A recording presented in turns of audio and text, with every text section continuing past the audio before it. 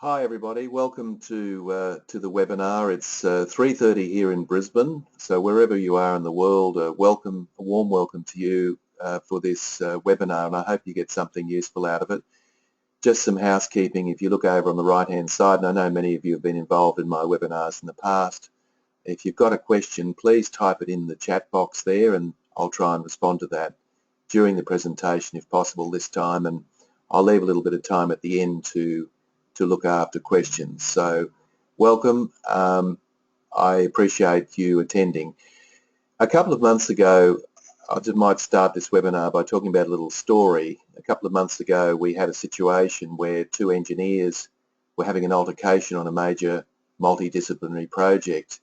There were 25 people in the project team, and basically these engineers were sitting face to face. The only thing that was separating them, of course, was a partition. It's an open office environment, and one of those engineers was particularly upset with what they thought was a lack of professionalism by the other engineer. And instead of walking around the corner and asking that person for a meeting, this person decided to tap out an email and explain to this person how unprofessional they felt that their conduct was on the project, how disappointed they were in how they were handling themselves and so forth. So it's quite a long email. And just before the engineer was about to click the send button, he decided in his wisdom that it might be a good idea to copy in the other 23 people on the project team. And he clicked the send button immediately, and of course off it went, and you can imagine what happened. It was obviously a situation of World War III erupting, and it really didn't need to be that way, but instead of having a conversation, they decided that the best thing to do was to copy everyone in and have an email discussion. So these incidents unfortunately happen all over the world, across all industries, all the time. So obviously that's what we're talking about today, about having conversations that make a difference. So welcome, as I say, enjoy, and we'll get underway.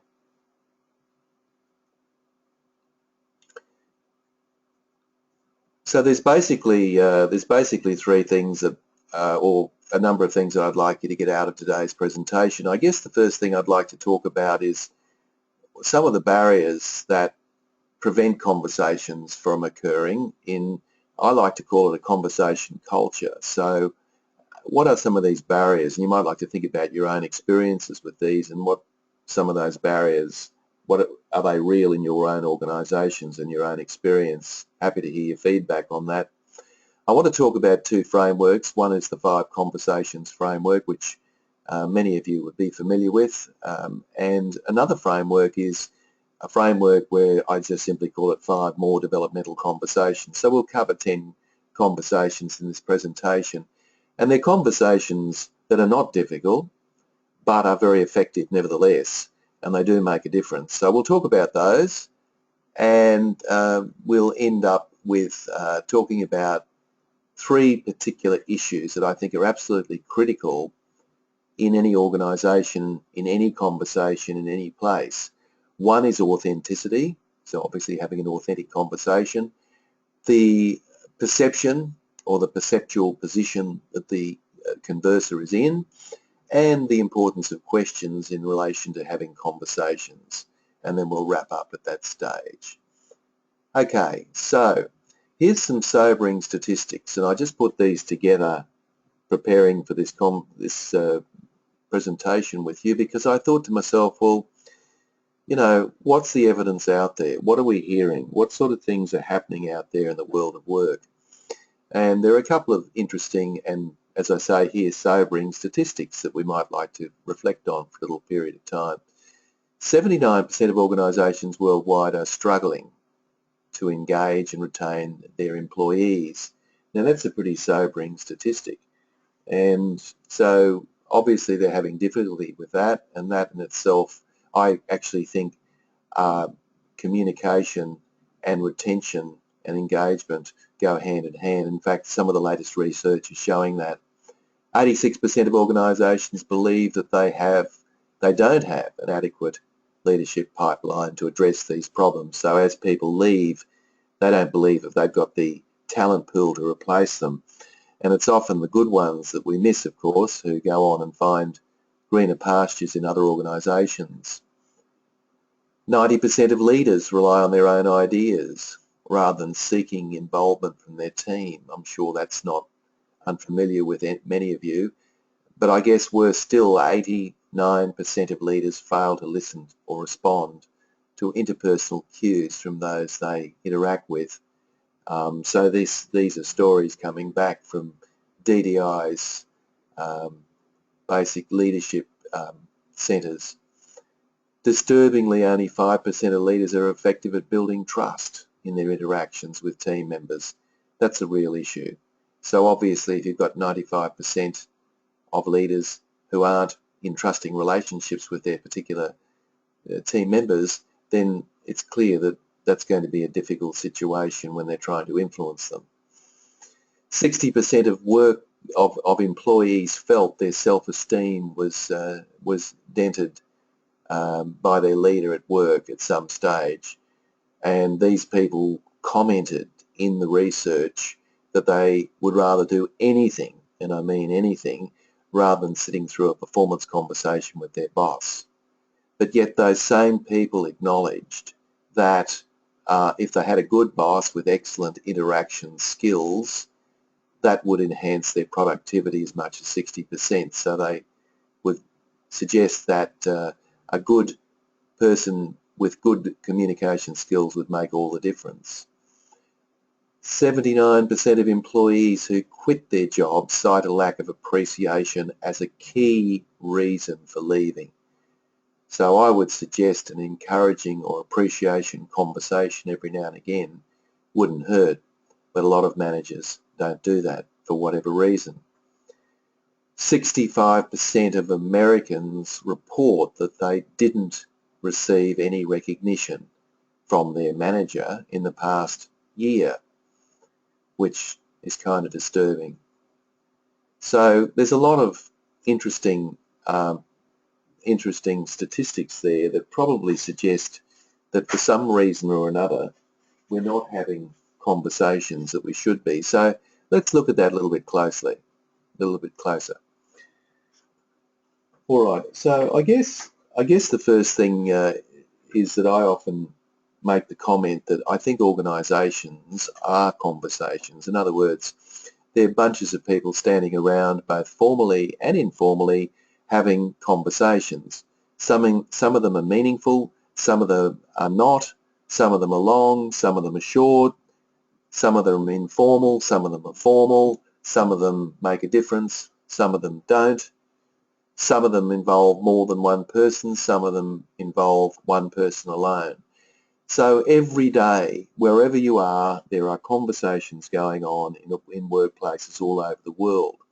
So really the question then is not so much are those conversations going on, but the question then is, are they useful? Are they meaningful? Do they make a difference?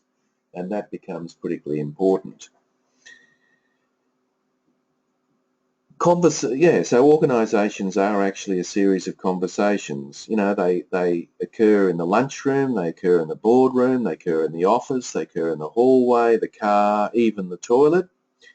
Hundreds, thousands, tens of thousands of conversations every day. So they go on everywhere. But good quality conversation is sadly neglected, and what we might call developmental conversations. And of course there's a big movement now about talking about the leader as a coach, and in order to be a good coach, of course, you've got to have conversations.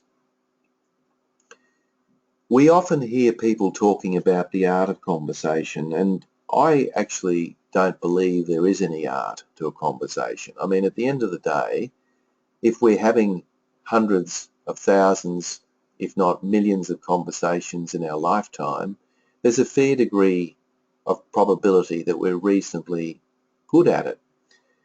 I admit that there are some conversations that are difficult, and we shy away from those conversations, but we also shy away from the conversations that are not difficult. And So we often hide behind this idea that conversations are an art form, and because they're art, we don't feel that we're particularly equipped to have these conversations. So I posed the question, have we lost the need for conversations? I mean, if you travelled on public transport today or wherever, whatever time it is in your workplace, just think about this the next time you go on a train or a bus. Just put your iPad or iPhone down for a moment. Just have a look around on the bus or the train, and you'll notice everyone's got themselves buried they're staring at a screen. And usually those same people, when they get home that night, are staring at another screen called a television, all the while perhaps making up updates on their Facebook page or whatever. So it raises the question, doesn't it, about whether or not we've actually lost the need to have many of these important conversations that make a difference that I'm going to talk about today. And, I suppose to underline my point, imagine if you said to your parents, if they're alive today, we're having training for conversations at work, I'm sure they'd find that rather amusing. So we've sort of kind of lost touch with the whole idea of having conversations. And before you think I'm a Luddite, I'm not, but I'm just simply saying that often we're using technology instead of having those conversations, very similar to the little story I told you at the beginning with the two engineers. And of course, I hear this all the time. A lot of managers say to me in a kind of condescending way, oh yes, I understand totally the need to have conversations. I get that. However, I'm just too busy. I don't have time for conversations. And it really is quite an amusing excuse that we don't have time for conversations. And then we wonder, of course, why people have got low morale, they're not engaged, why they're leaving, and why there's miscommunication, and a whole bunch of other situations in workplace that actually soak up time rather than create time. Kuzner and Posner, in their book Leadership is a leader in their book Leadership, the Leadership Challenge, and I'd recommend that as a read. They say that they believe that leadership is a conversation, or sorry, they don't. They actually say leadership is a relationship, and I think they're right. I don't mean a personal relationship. I mean a work-based relationship. I think they're right. I would actually go so far as asking the question, okay, if leadership is a relationship, then how do you have a relationship? There's only really one way, and that's to have a series of conversations. So I guess what I'm saying is there's a real need out there to have conversations, and yes, many of us don't do that for whatever reason. So I guess it raises the question, what are the barriers? What are the barriers to having conversations? And I'd like to have a look at those barriers, and I'll look at 9 of those barriers. The number one barrier for not having conversations, in my view, the absolute number one barrier, is what we call the psychological contract. Psychological meaning in your head, contract meaning between two or more people.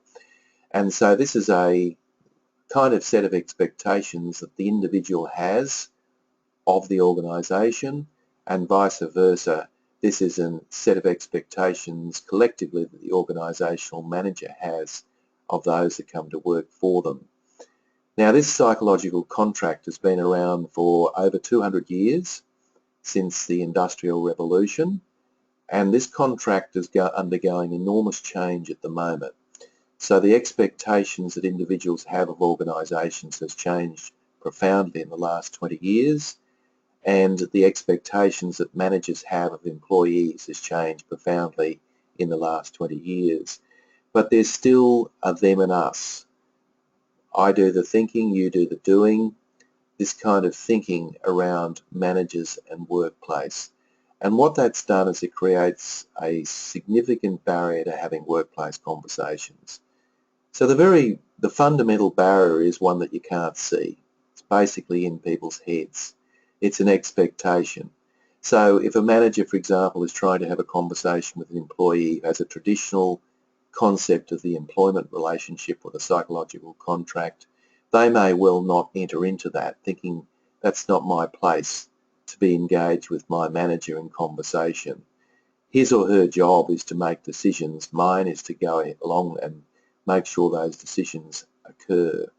Or the other way around, the employee who has a modern mindset, who wants to be involved in decision making, who wants to be collaborative, is faced or confronted with a manager who has a very traditional approach to managing, who simply sees his or her role as one of making decisions and not engaging.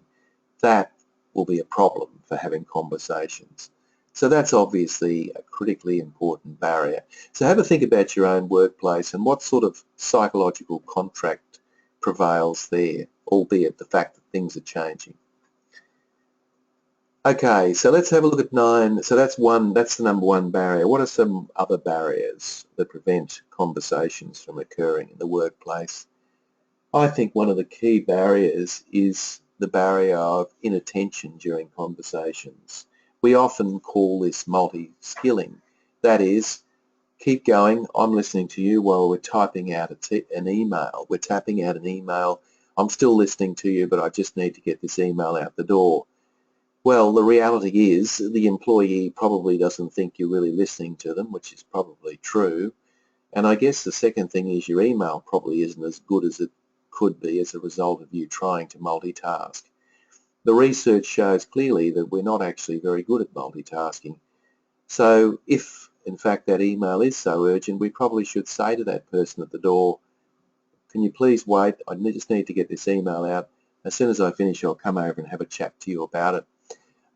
Or, if it's not that important, just down tools and face the employee and talk to them. That's a barrier.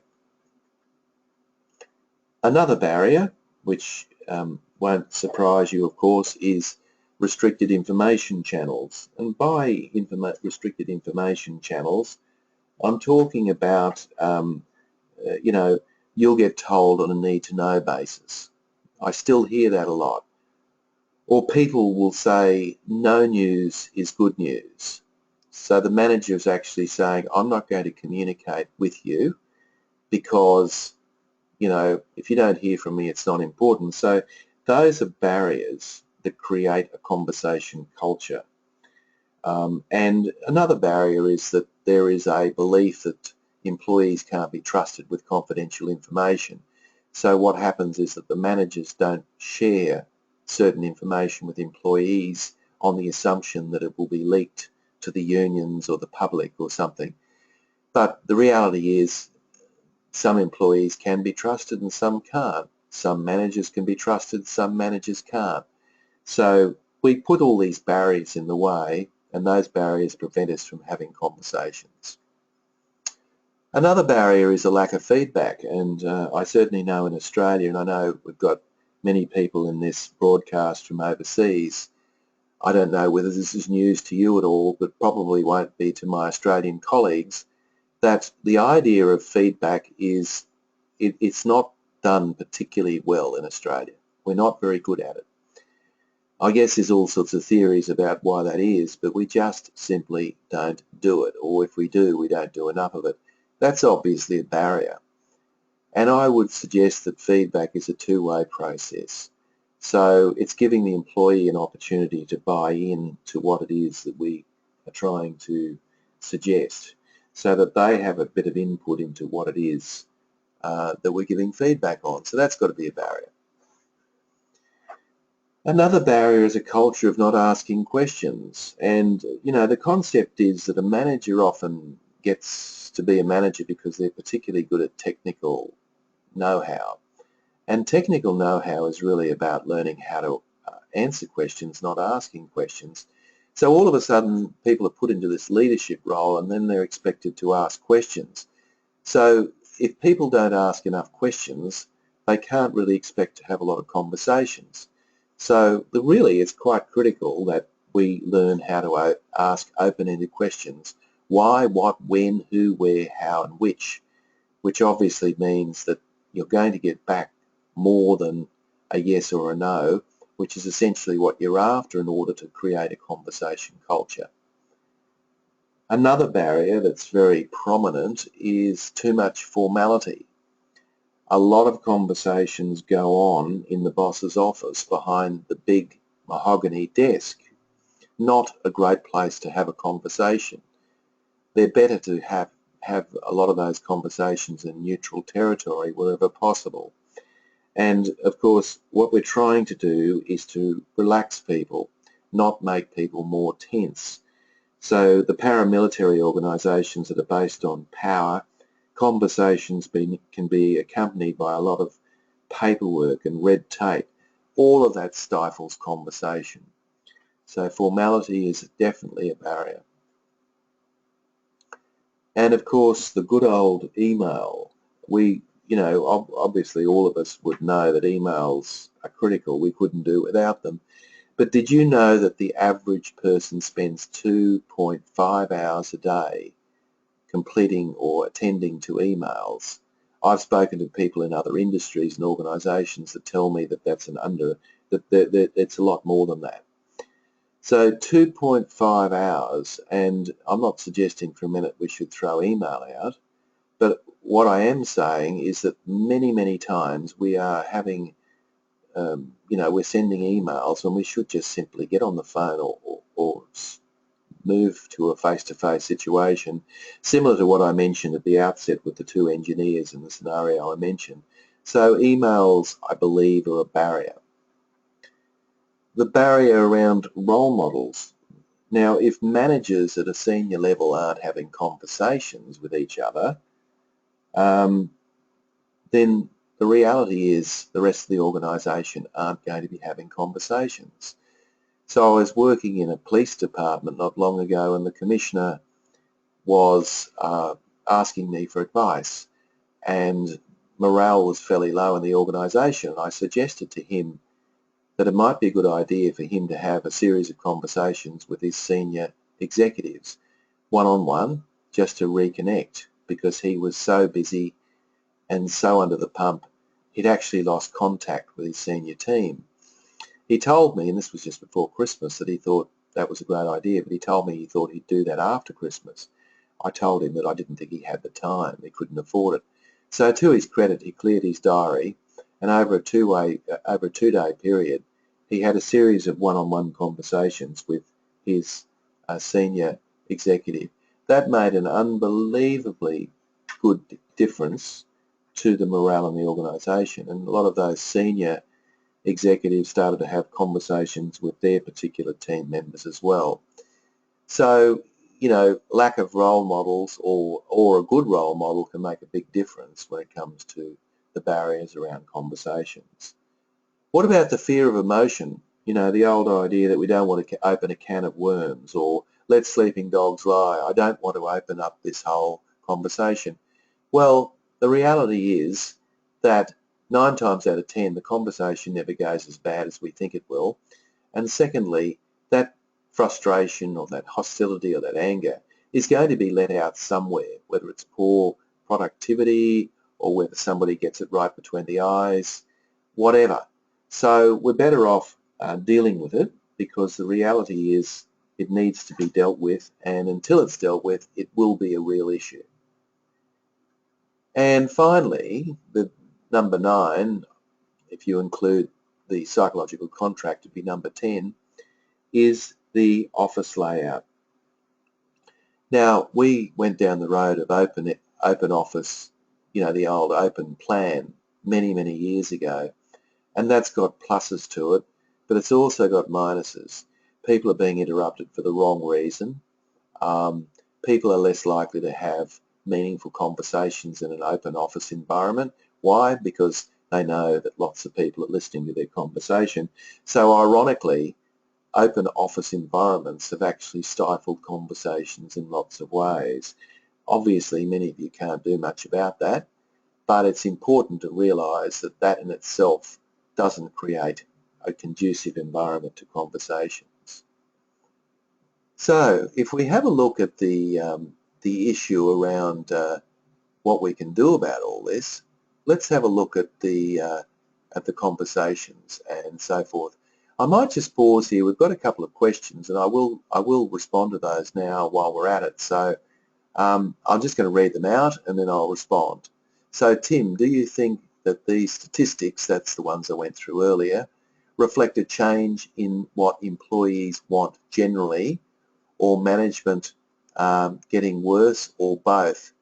Well, I think it's both, to be honest. I think that, yes, I think the psychological contract's changing. I think younger people coming to the workplace have a different set of expectations.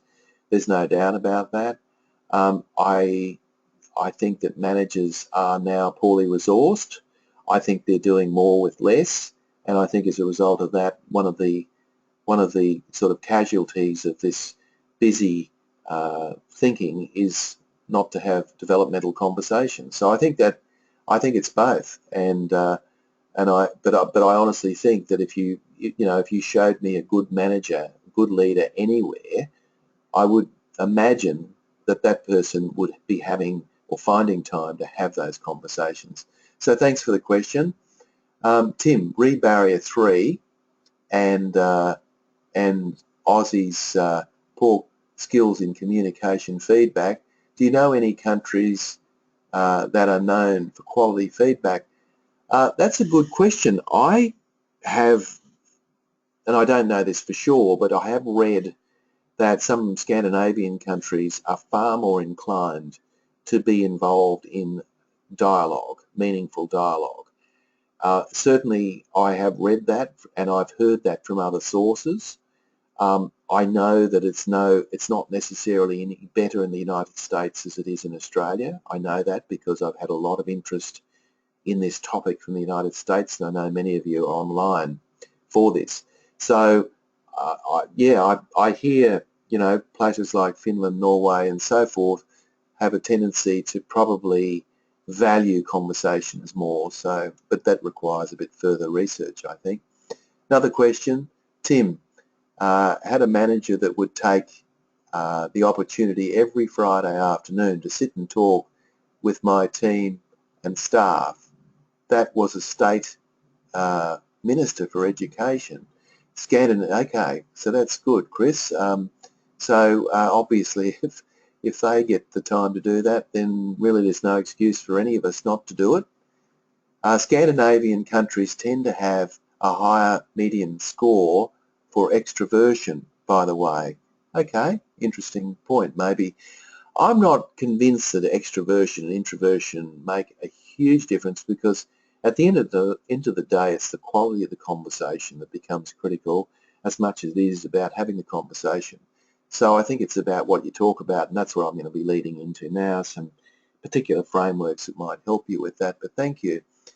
Do you think that managers' roles have been transformed into functional roles, delivering work more so than they used to be, and the trade-off is being less time talking, coaching, mentoring? Absolutely. Yes, I do agree.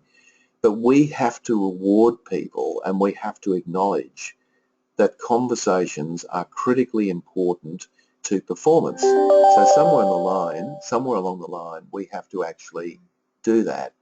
So I think that's critically important. Agree with your point, Tim. Thanks, Chris. Okay, that looks like the end. So just keep the questions rolling, folks, and I will respond to those at different times. Some of you, if this is old news, okay, fine, but I just wanted to share with you, and the 5 Conversations framework is resonating really well with lots of organisations throughout the world. I've had incredible feedback on this. People are finding this a very powerful framework.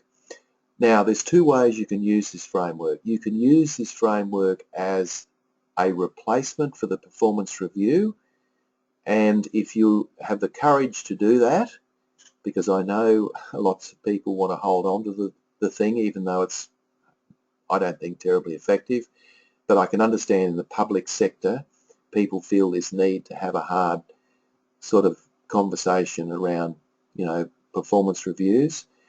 The other use of this is to use it as an enabler to ensure that you have a better a better performance review. So you can use it either way, but really and I put a lot of thought into the questions and the order and so forth, but I'd like to run through it because even though some of you be aware of it, and may have read my book, The End of the Performance Review. Let me go through it with you and perhaps share with you why it's important. The first conversation, and what I'm suggesting here is that managers each have a conversation with each of their direct reports once a month for 10 minutes. Now, if you go further than that, that's your choice, but it's designed, and I even give you the question, so it's designed to have short, sharp, focused conversations.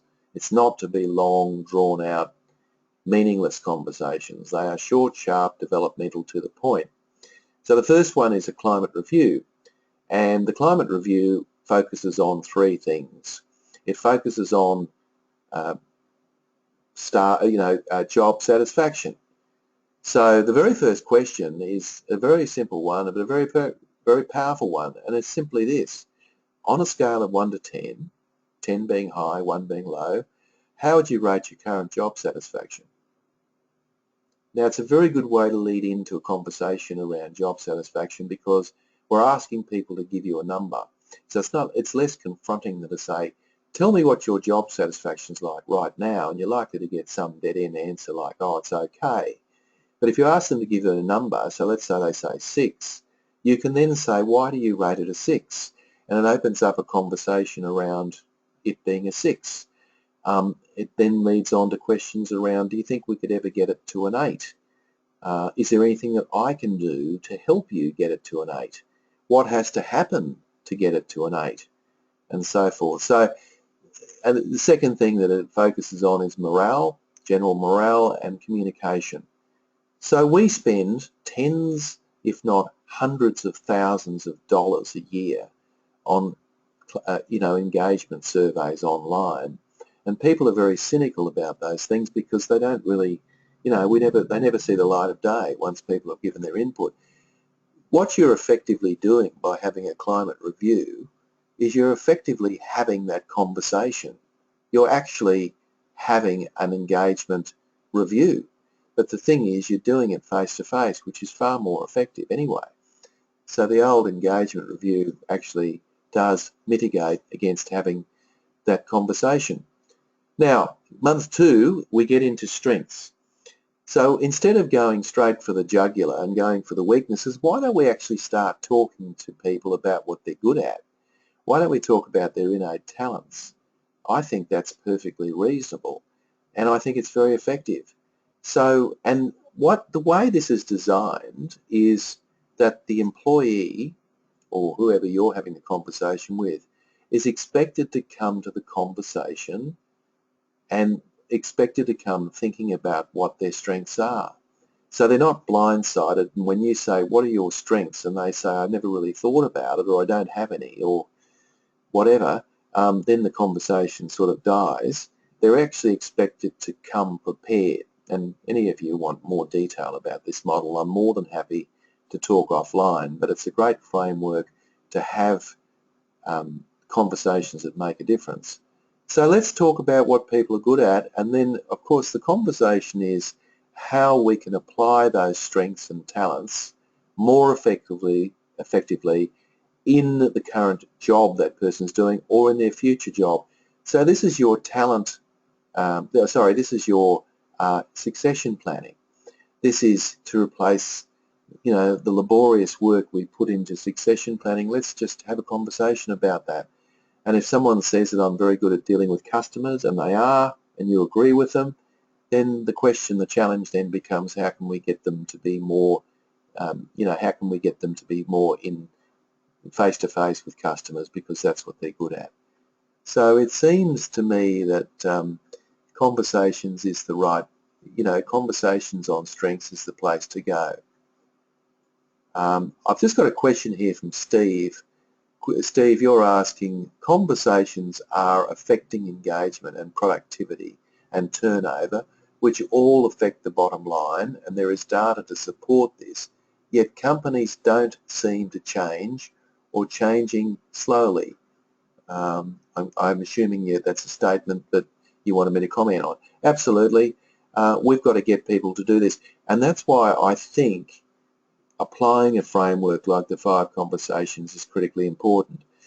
You bring in someone to do training. Look, there's some value in training people on how to have good conversations. I have no doubts about that, and people walk away a bit more inspired. But unless there's some kind of framework, train track to run on, it's highly likely that people will get back to busyness and forget to do what we're all here learning about, which is having conversations. So you've got to have something in place. Conversation 3 is about opportunities for growth. Now, this is where we start talking about areas that people can work on, because clearly there are things that we can all work on. I don't want a person coming to that conversation with me with 500 things. Hopefully there aren't, but I don't want them. I just want them to come with one area to work on, and I'm quite happy to hear what that is, and I'm quite happy to work with them on that, assuming, of course, I agree with them. So this is this is probably of the 5 conversations the most difficult, because we're talking about things that people aren't necessarily good at. But I put it at number 3 because let's start with an upward spiral of positivity before we start talking about what people need to improve on. So there's heaps of things that people can improve on. Let's get it out on the table. Let's talk about how we might be able to work together, coach as the leader, as the coach, and the employee. Let's have that conversation. Let's talk about that. Okay, moving right along. Keep the questions coming, folks. Learning and development. Here's your training needs analysis. Instead of spending hours and hours compiling these documents around the training needs over the next 12 months, why don't we just have conversations around the place about it? Now, if we've had a strengths and talents conversation, we've had an opportunities for growth conversation, it's highly likely that by month 4, there'll be a heap of learning and development opportunities that will fall out of that. And it's not just sending people off to courses. It could be you as the coach, you as the manager coaching people on how to do something. It could be about having a clarification conversation. It could be about having an encouragement conversation. All of those things are learning and development. So, yeah, it's important to do that. And conversation 5 is the innovation and continuous improvement conversation. And, you know, these are conversations around how we can improve the organisation.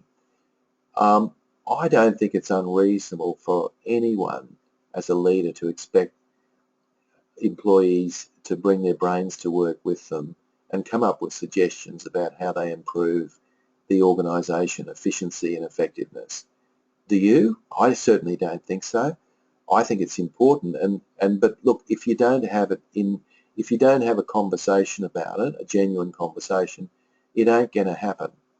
And I suggest again that the employee come to this conversation having already thought about an area of improvement. Now, this is kind of exciting because if you think about it, we're in May, and let's say May is Innovation and Continuous Improvement Month. Just imagine that every single person is engaged in that organisation in an innovation and continuous improvement conversation. That would be brilliant. Now, not everything that comes out of that would be earth-shattering, but I reckon there'd be some good ideas. And I think that if you implemented those ideas, some of them would be simple, cost-effective. I think it would make a huge difference with morale. So there's the 5 conversations framework. It's one of many. It's a framework that you can use, and of course it's not the only framework out there, but it's certainly one that's effective. So you can apply that. Here's another framework that you might like to think about. And I suppose I've just called this 5 more developmental conversations that comes out of our book, Conversations at Work, promoting a culture of conversation in a changing workplace. These aren't necessarily any order, but have a think about their application. Okay, we've got coaching conversations. Coaching conversations are conversations that can be about 2 things. They can be about technical coaching, and they can also be about coaching around the way situations are managed, in other words, about people. The more senior the manager, the more their coaching conversations will be around people management, and obviously the more junior the manager, the more it's likely to be a technical coaching conversation. Now, I like the term corridor conversation. These conversations can occur at any time and in any place. So it's quite possible that a conversation can happen around the water cooler, which is actually a coaching conversation. And I often think that if any manager is leaving their office, if they have an office, and they're walking down the corridor, they should be prepared to be interrupted, and they should be prepared to enter into a conversation. It is very possible that that will go on. So have a think about how that might occur. I've got another question here I'll deal with right now. It's, Tim, do you think this framework, I'm assuming it's the 5 conversations framework, should be applied to the manager from the employee perspective as well? The way I see it operating, thanks for the question, Steve, the way I see it operating is that everybody has a conversation with everybody else. So, for example, if it's a 3D, the person who's in the workforce will have a conversation with a middle manager. The middle manager will have the same conversation with a top manager. The top manager, in this case the CEO, will have a conversation with the chairman of the board. So everybody is engaged. I think if you leave people out, you're saying, you know, they're special or they don't need this or whatever. Everybody's engaged and needs to be, and that sets the tone. Remember, one of the barriers I mentioned before, Steve, was this idea of not modelling the way. So yeah, the answer to the question is everybody. All right, another conversation is the mentoring conversation, and while coaching and mentoring do obviously have some similarity, the coaching conversation is more a conversation around a solution focus. It's more driven by the needs and goals of the person being coached. The mentoring conversation is often more general and tends to directly tap into the experience or expertise of the mentor. So any of you here in this webinar who have had a good mentor in your life know the profound change that can make. And obviously the way that works is through a conversation. And we just don't have enough of that in the workplace these days. So that obviously, and some organisations have mentoring programs. I'm all for that. You just don't want to make it too structured that you say at 3:30 on a Friday afternoon every single second Tuesday, every second Friday of the month we're going to have a mentoring conversation. Make it too structured, people won't be in it, or they'll just see it as another chore. So it should have a degree of spontaneity about it. The delegation conversation is not about dumping work on people. It's actually about developing them, and really any delegation in some senses should be prefaced with this whole idea that it is about a developmental approach and that it should be a two-way conversation. That's why I call it a conversation. It's not a series of instructions. It's actually a working with and through another person to get the job done, and it should be a conversation. The more complex the task, the longer the conversation, the more detailed it is, because there are a whole lot of scenarios that can go wrong. There's a whole lot of things that need to be discussed. There's a whole lot of factors that you want the employee to discuss with you, and it should be part of their continuous improvement. I thoroughly believe that. So it is a conversation. It is not just a series of instructions to take things off your plate and give it to somebody else. And if it is that, well, it's not really a delegation conversation. It's really just giving people, barking out some orders or giving people some instructions. So it's obviously not ideal. Okay, in terms of a conversation. Now, here's one to think about. What about a visioning conversation? I don't see anywhere near enough of these conversations in the workplace. Now, I know it can sound fluffy, but it's actually there's quite an everyday need that we have in the workplace in our lives. We all crave a sense of purpose and meaning in what we do. I think we'd all agree with that. Now, if that's the case, then we need to have a conversation about the why of work. All right, Dave Ulrich came up with a great book called The Why of Work. Simon Sinek reminds us in his book, Start with the Why, that it doesn't matter what you do, it matters why you do it. We need to explain the why. Why am I asking you to do this? Why is this important? Why is this going to contribute to customer satisfaction? So we don't, I think the reason that we don't have enough vision in conversations is because I think people think that the other person gets it, that they have the same perspective as the leader, often not the case. So explain to people the why. Why am I asking you to do that? And the person will have a bit more context around that. Another conversation that's sadly neglected is the encouraging conversation. A lot of people who try things out in the workplace just simply need a bit of encouragement. And you and I might be self-starters and, you know, we're bulletproof and all the rest of it. But the reality is not everyone's like that. And the truth is, as a good leader, you've got to meet people where they're at. So, and often people aren't going to come up and say to you, I need a bit more encouragement. Well, that might sound a little bit like, you know, they're not coping. But you can see it in people's eyes. You can see it in their behaviour. So why not sit down and just have a conversation with them and let them know that you believe in them? How about just simply saying thank you? How about saying that you appreciate the work that they do? I had one leader in an organisation that I was working in recently that I was coaching who actually said to people when they came to work in the morning, thanks for coming to work today. Thanks for coming to work today. And of course, the person would be absolutely stunned and basically their response would be, did I have a choice? And the leader actually said, well, in actual fact, yes, you did.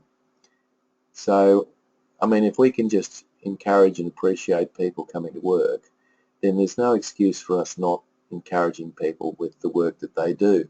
So, food for thought, encouraging conversation. Now, a couple of things I'll do before I wrap up, and if you've got any more questions, just type them in because I certainly will respond to them as soon as I get them. I've got a new book coming out. I'm still well and truly in the processes of writing it, but I'm thinking of calling it Bringing the Human Being Back to Work. And this book is going to look at, you know, essentially having authentic conversations. And I would argue that there are 5 pillars. If you embrace these 5 pillars, there's a good chance that you'll come across as authentic. And so what do I mean? Let's go through them just to have a think about them. Establishing a trusting relationship with people is the basis of authenticity. There's a lot of relationships that are not trusting, and so therefore the things that are discussed in them aren't terribly authentic. So if your relationship with somebody isn't going according to plan, why don't you have a conversation about it? Why not start by saying to that person, on a scale of 1 to 10, 10 being high, 1 being low, how would you rate our working relationship? Great question. And, you know, they might shuffle in their chair a bit, but ultimately you're asking them for a number. They say 6, you say why, you say to them, okay, what can we do to get it to a 7? And what do you need from me to get it to a 7? And then, of course, you can turn around and say, well, this is what I need from you. So that becomes really critically important. So trusting relationships. Agree on expectations. People aren't mind readers. Let people know what you expect of them. Let them know where the crossbar is. Let them know what the minimum acceptable standard performance is. Explain it to them. Ask for their commitment to achieve that expectation, and you will be coming across as far more authentic. They'll know where they stand, basically. Show appreciation. You've heard that several times during the webinar. Just say thank you more often. Just find opportunities. You'll be amazed at the difference that will make because people aren't used to it. But again, it's got to be genuine, not just saying thank you for the sake of it. Challenging unhelpful behaviour. Yes, that does lead to authenticity. People need to know when they're off track. They need to know. They don't need to be yelled at, but they need to be explained. It needs to be explained to them when they're off track. So let them know. Let them explain to them what it is.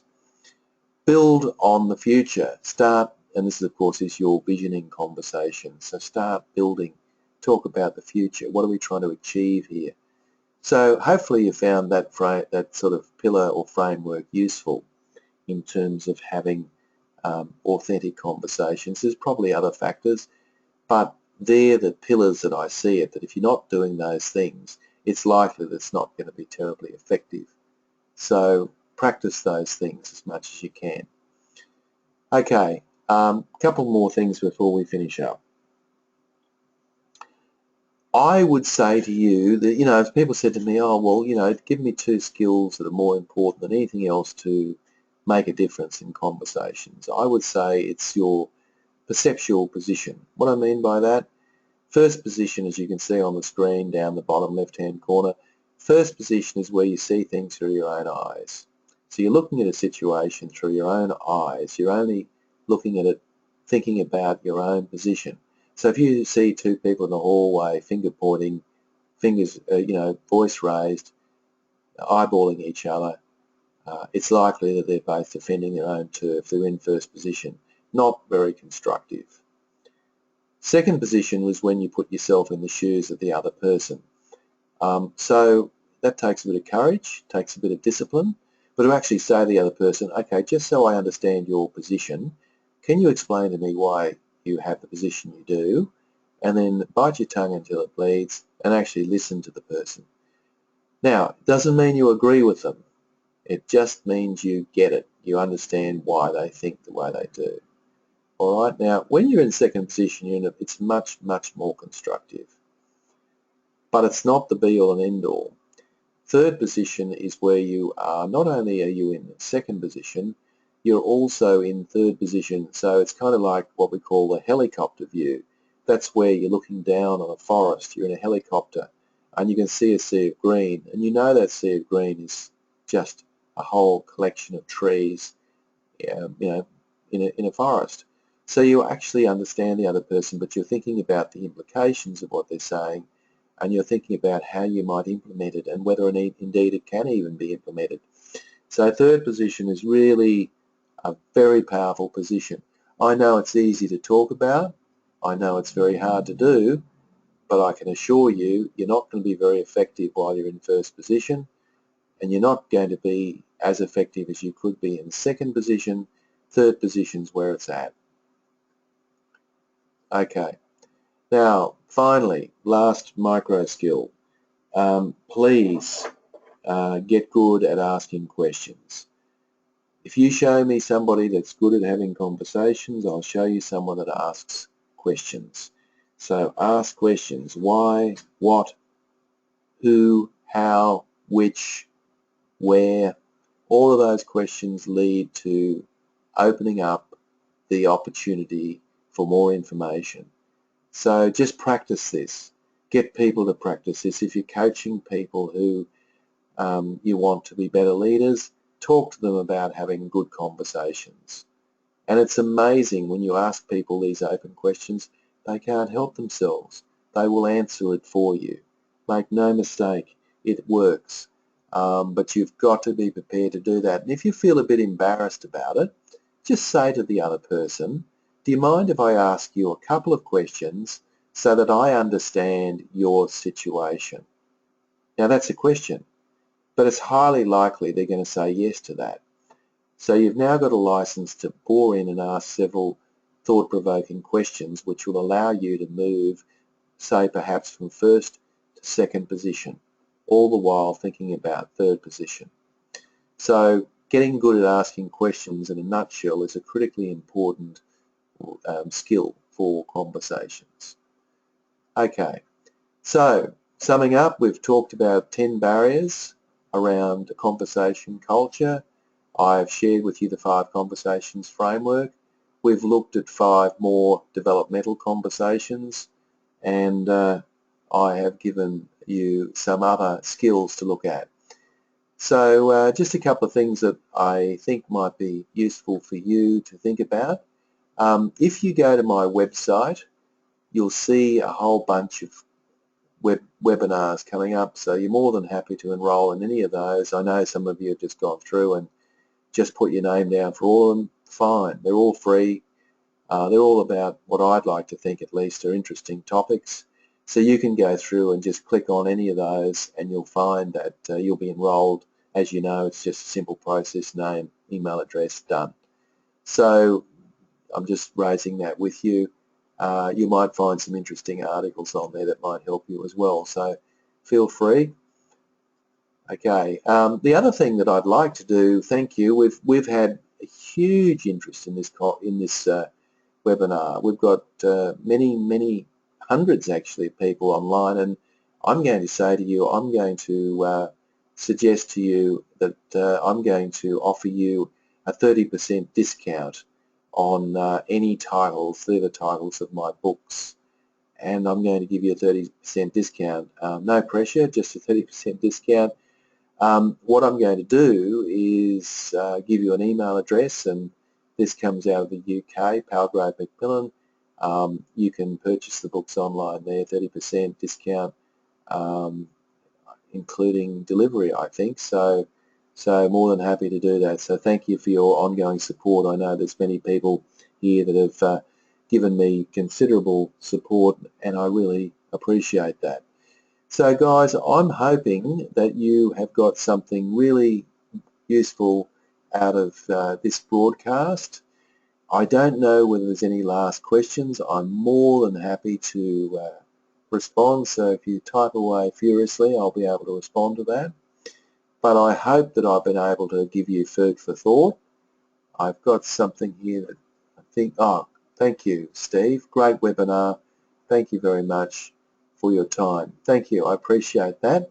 So another one saying thank you. So thank you, guys. Really insightful and helpful. Thank you. Appreciate that. Looks like Colin. Thank you. So look, if you want to talk offline, you've got my email address. I'll send you the slides anyway. I'll send you the recording, which will be on YouTube. So if you want to pass that on to other people in the organisation, go for your life, or you just want the slides, you'll get that through SlideShare. So thanks, guys.